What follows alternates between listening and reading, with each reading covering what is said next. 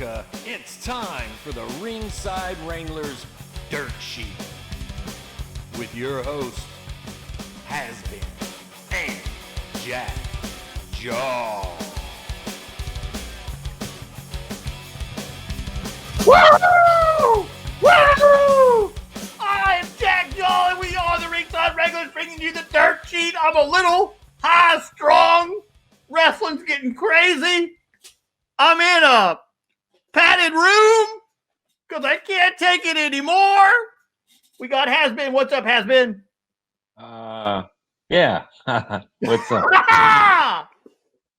I'm a little amped up. A little crazy. Things are nuts. You could be in this padded room too. Either way, we are the Ringside Wranglers. This is the Dirt Sheet. This week, we got some good old dirt. We got something on the RKO.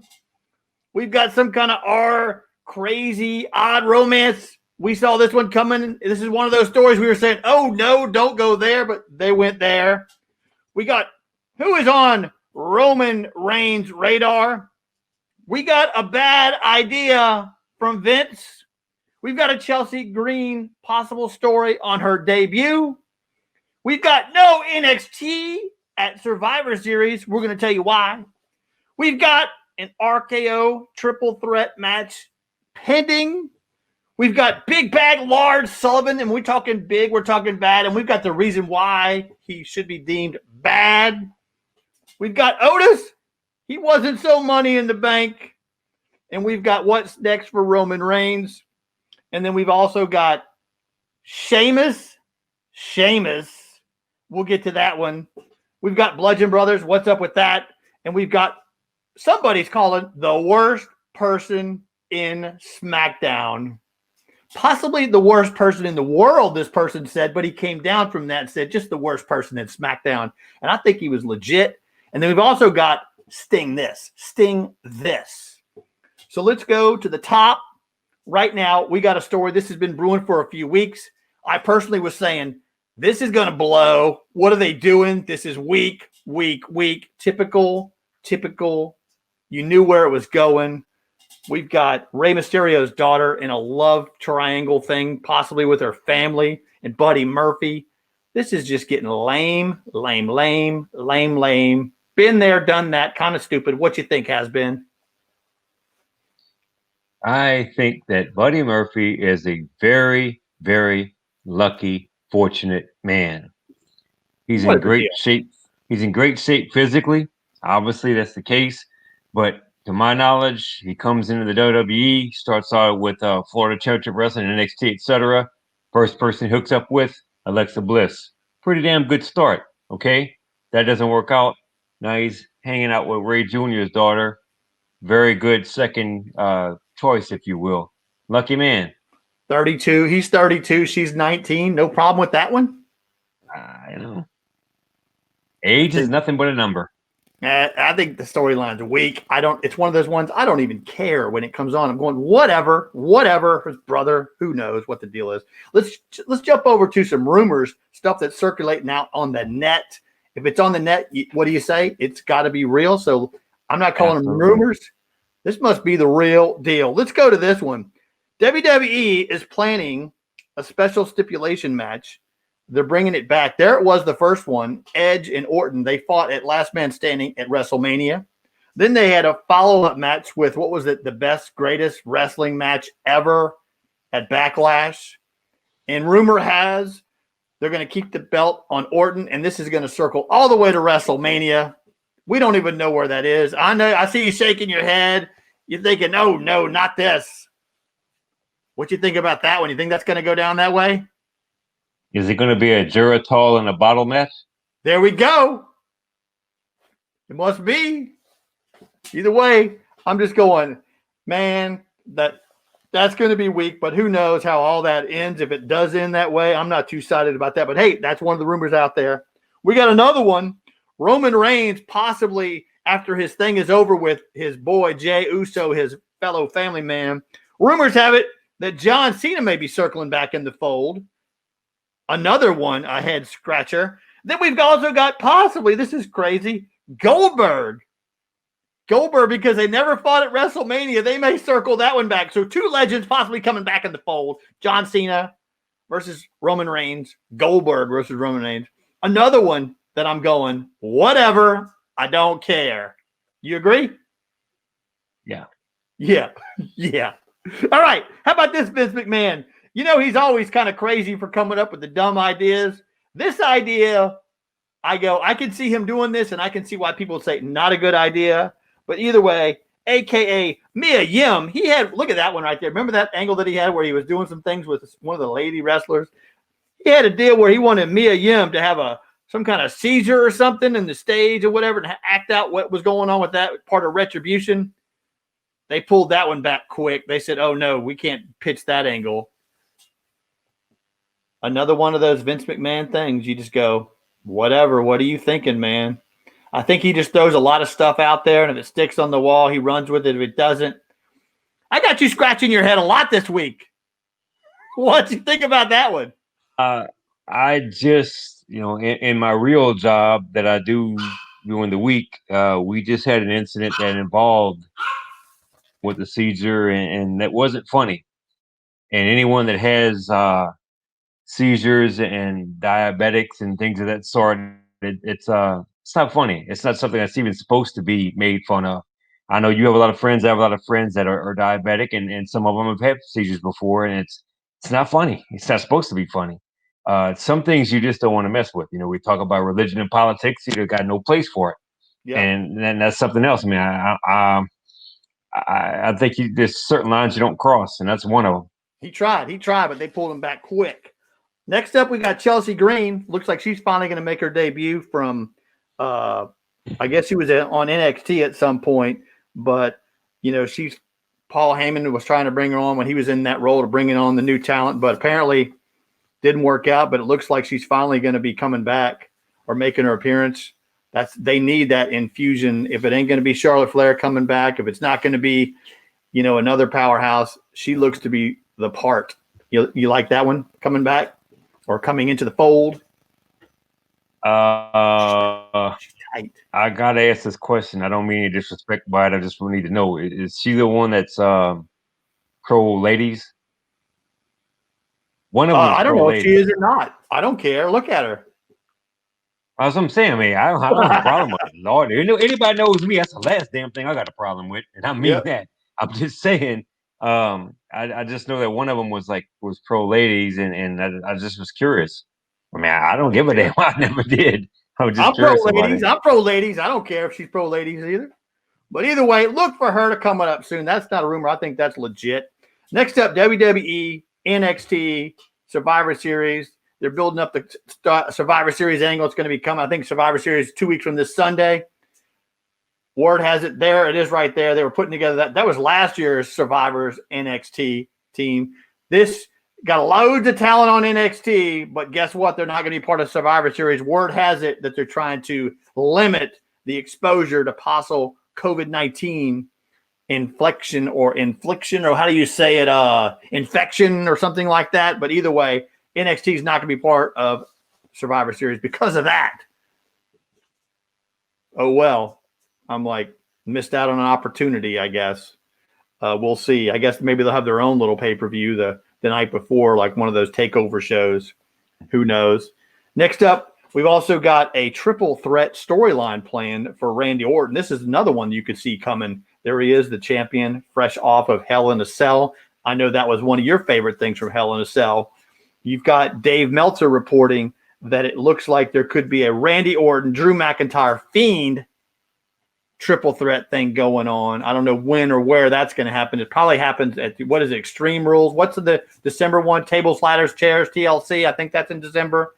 So it's probably going to happen there because at Survivor Series, you got Randy Orton taking on none other than Roman Reigns, champion versus champion. But what do you think about that three-way? Sounds great. I'm definitely down with it. Anyone that listened to this program or watched our program knows that I pretty much laid the gauntlet down the past 2 weeks that if Randy Orton didn't win the championship at the last pay-per-view, didn't think he ever was going to win it. And he did. So thankfully, it's great.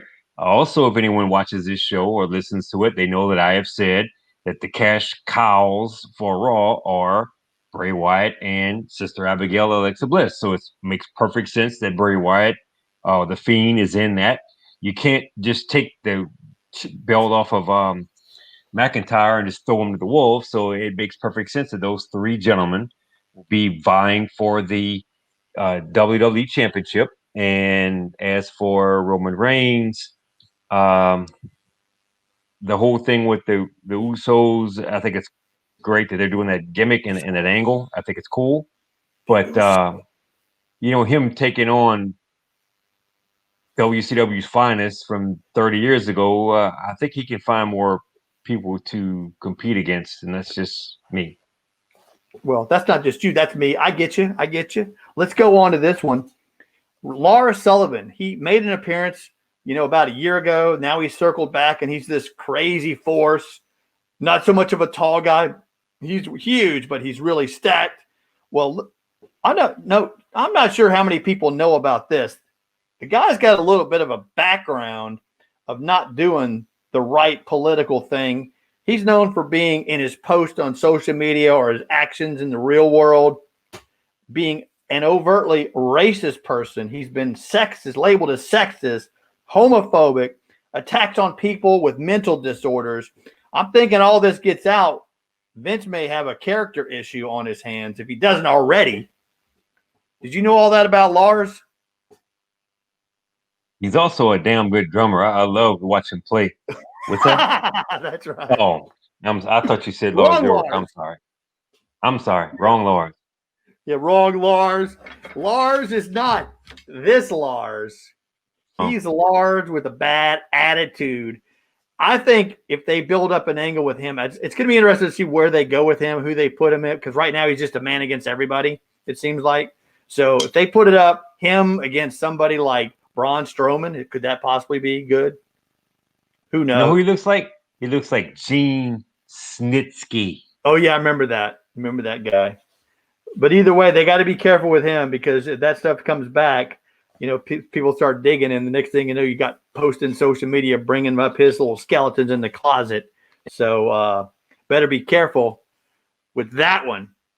Either way, how about this story? Rumor, Otis as Mr. Money in the Bank. I was first on the record of saying, yeah, that was cool that they let him win Money in the Bank, or he won Money in the Bank or whatever, but you had to think what was going to be his plans, who he's going to feud with. I guess it was good for him and his little lady friend that he was a Money in the Bank winner. But the reality was, if you look at this dude, did you ever see Otis going against, look who's in there right now, against Roman Reigns?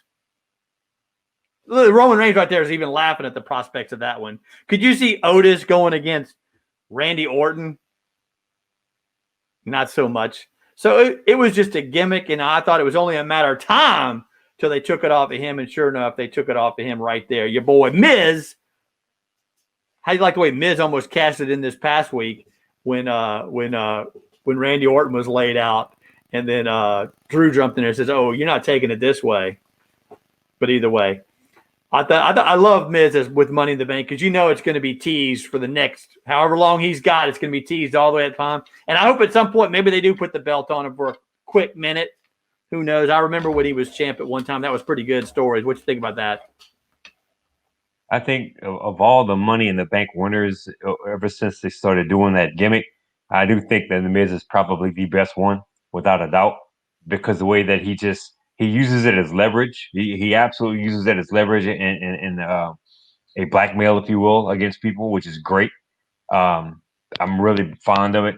As for Otis, I really kind of wish they would have given him more of a push, because he really does have a good amateur background. A lot of people don't know that, but if you Google search him, he's got a really good background, amateur style. But I think a lot of people just look at his physique, and he's kind of got a background in eating. He looks like a modern day Dusty Rhodes, but he will never get the championships. If you will, he did. If you will, God bless him. So that's right. Yeah. Either way, if I will. If you will, I don't know what they're going to do with him. I mean, he's good, and I don't know. It's kind of hard to see what angle they're going to have for him, and for Tucker too, because Tucker pretty much got destroyed. Tucker's heel now. What? Tucker. His last match, they just buried him in the last match. Absolutely buried him. Yep. All right, next up.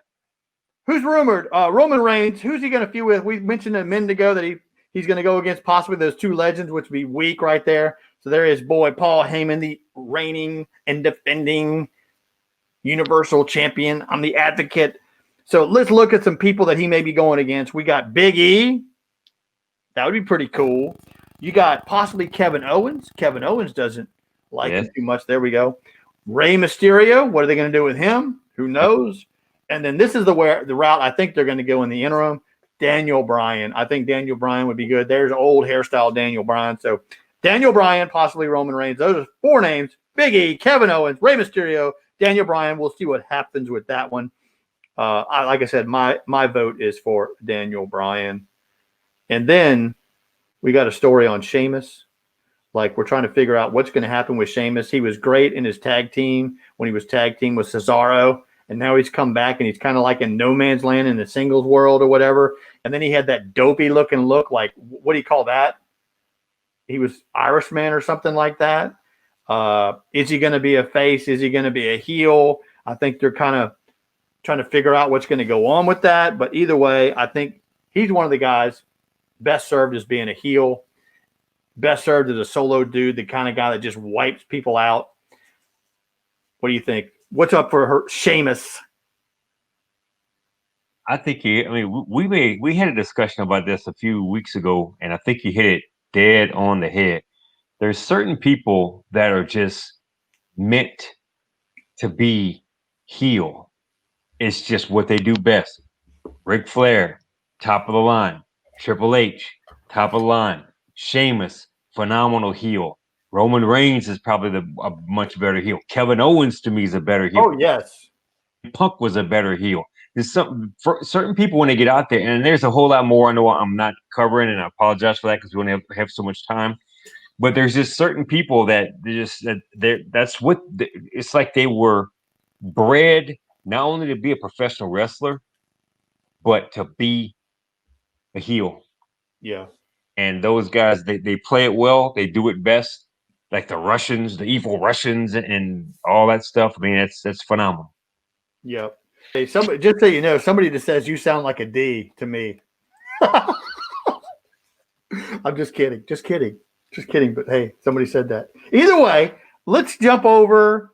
Let's jump back up into the dirt. Brody Lee. Don't you love when these guys go on these podcasts or wrestling shows and you're trying to figure out what they're going to talk about? Brody Lee reaching out, giving everybody a little backstory on why Vince McMahon, how he came up with the Bludgeon Brothers.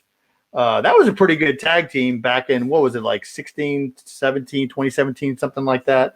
They held the titles for a short period of time. I didn't realize this, but the reason why they kind of fell apart or whatever they did was because of injury. There's Vince taking credit for everything like he does.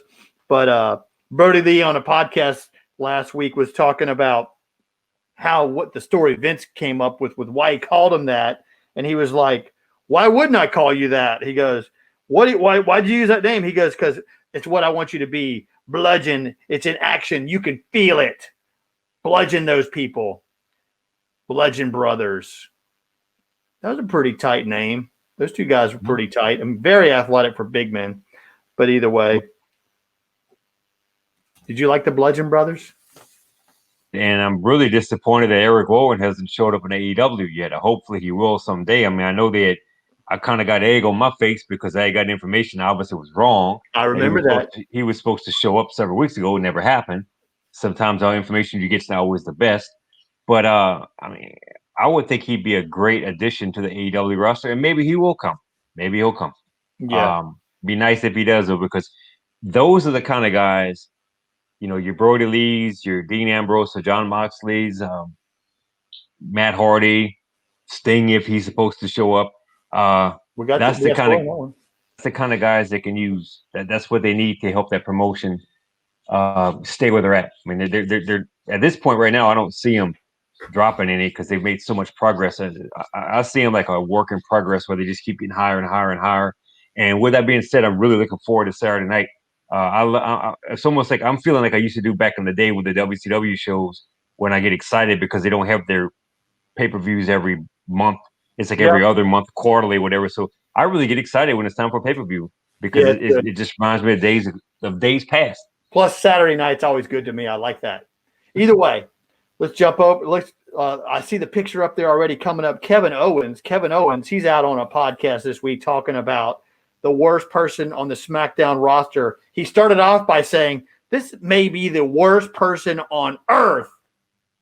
And I'm thinking he's got legitimate heat possibly in the real world. He says, well, that's a strong statement. He's definitely the worst person on the SmackDown roster.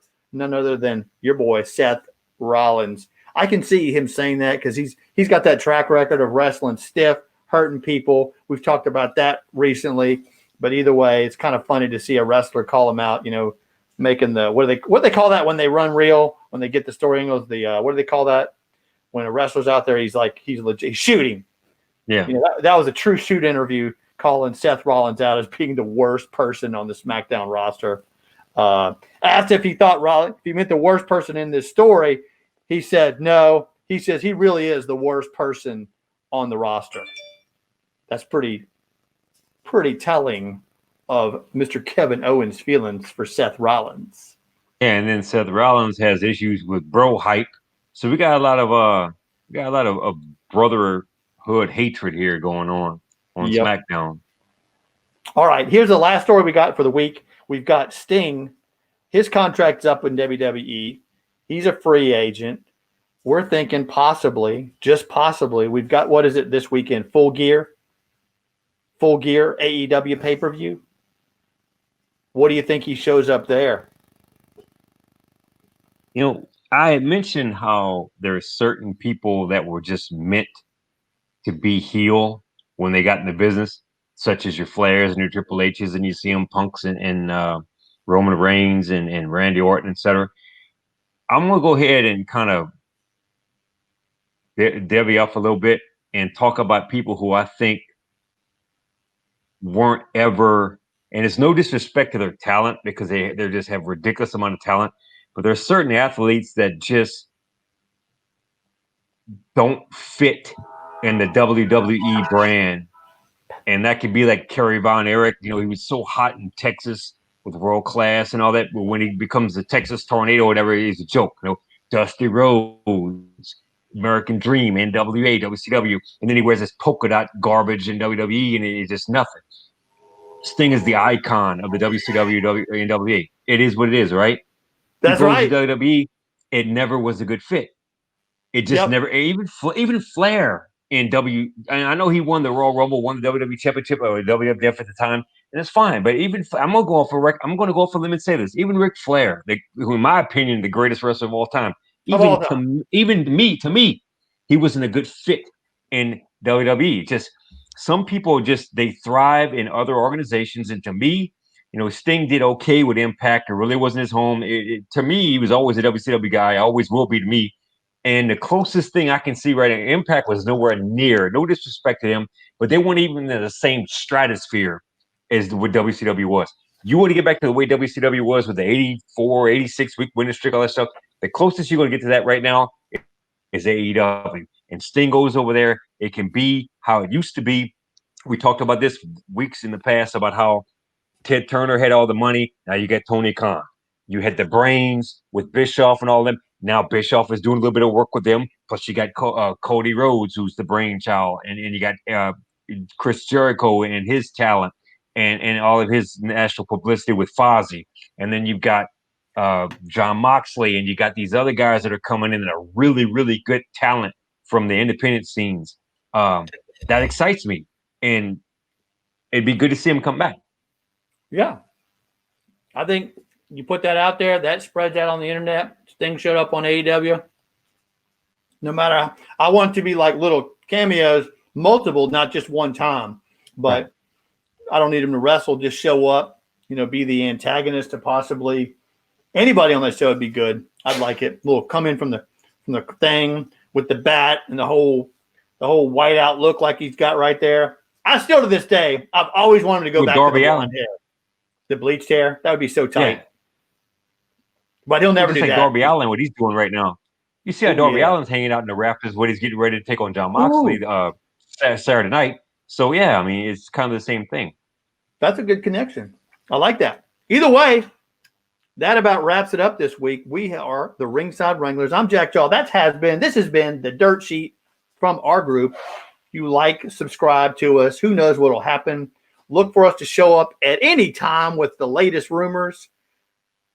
Reach out to us via email, ringsidewranglers@gmail.com, if you want us to plug your independent wrestling show. We haven't talked to indies in a while.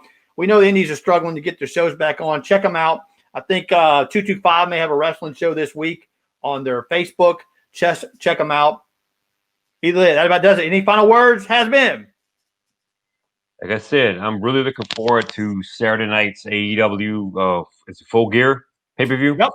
Really looking forward to it. Like I said, the element of excitement's there. You never know who's going to show up. They only do these pay-per-views every quarter or 2 or 3 months, whatever. It brings back how WCW used to be back in the day when you had the wars and people will flip it back between TNT and USA Network and all that. That's the closest you're going to get to that ever was. And I'm definitely drinking the Kool-Aid right now with that. I really am. I'm with you. We'll check it out. We may get together this weekend and watch it. Either way, I'm Jack Jaw. That has been. We are the Dirt Sheet. Check us out weekly. We are out. Have a good weekend. Yeah. And watch some